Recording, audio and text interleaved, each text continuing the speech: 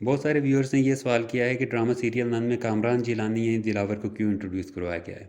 तो इसकी basic reason थी ड्रामे की गिरती हुई रेटिंग। इस वीडियो में हम बात करेंगे कि दिलावर के आने से ड्रामे की रेटिंग किस तरह से बेहतर हुई है, और दूसरी बात ये होगी कि दिलावर के आने के बाद ड्रामा सीरियल नन की स्टोरी में क्या चेंजिंग्स आएंगी। पहली बात कि दिलावर का ड्रामे की रेटिंग से क्या ताल्लुक है। आप सब जानते हैं कि ये ड्रामा इसकी मेन करेक्टर यानी गौहर के गिर्द घूमता है, लेकिन गौहर की पावर जहांगीर से तलाक के बाद बहुत कम हो गई थी, और दूसरी तरफ हसन और साकिब जो दोनों गौहर को हमेशा सपोर्ट करते थे, उनमें से भी हसन की सपोर्ट गौहर के पीछे से हट गई। तो इन सारे वाकयात के बाद गौहर की पावर बहुत कम हो गई थी, जिसकी वजह से उन्हें ड्रामा बहुत स्लोली चलाना पड़ रहा था, क्योंकि गौहर कुछ भी करने के काबिल नहीं थी, कोई भी रैपिड एक्शन लेने के या कहीं पे भी कोई बहुत बड़ी तबाही मचाने के काबिल नहीं रही। इस वजह से ड्रामे की स्टोरी लाइन काफी ड्रैग होना शुरू हो गई थी और ड्रामे में कोई ट्विस्ट नहीं आ रहा था। इसके पेश नजर ड्रामे में दिलावर को इंट्रोड्यूस करवाया गया, जिसको एक बहुत ही पावरफुल आदमी शो किया गया इस ड्रामे में।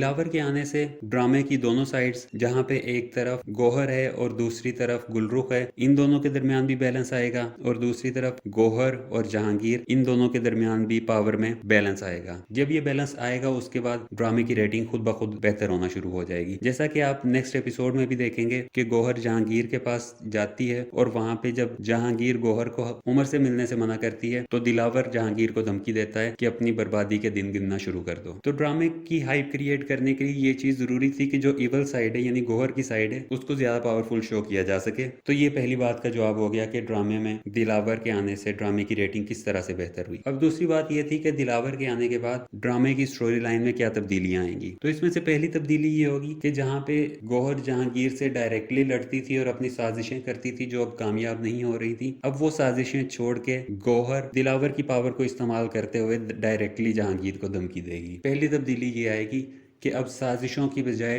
डायरेक्टली फेस टू फेस मुकाबला होगा और पावर का मुकाबला होगा इस बार। दूसरी तरफ अगर हसन और साकिब की बात की जाए कि गौहर के घर में दिलावर के आने से क्या फर्क पड़ेगा, तो ये वो फर्क कोई बहुत ज्यादा नहीं होगा, क्योंकि हसन या साकिब को अगर पता चलेगा कि गौहर दिलावर की पावर इस्तेमाल कर रही है किसी अच्छे काम के लिए या किसी बुरे काम के लिए, तो इन दोनों सूरतों में साकिब या हसन कोई भी गौहर को ज्यादा इंपॉर्टेंस देना शुरू नहीं करेगा। गौहर को अपने घर में भी पहले साजिशों से काम लेना पड़ेगा, हसन और साकिब का दिल अपनी तरफ नरम करना होगा, और इसके बाद वो दिलावर की पावर इस्तेमाल करते हुए जब इनके आपस के हालात बेहतर हो जाएंगे तब दिलावर की ताकत इस्तेमाल करते हुए हसन और साकिब को दोबारा से अपने कब्जे में करेगी। तो ये दो मेन चेंजिंग्स हैं जो दिलावर के ड्रामा सीरियल नन में आने के बाद आएंगी।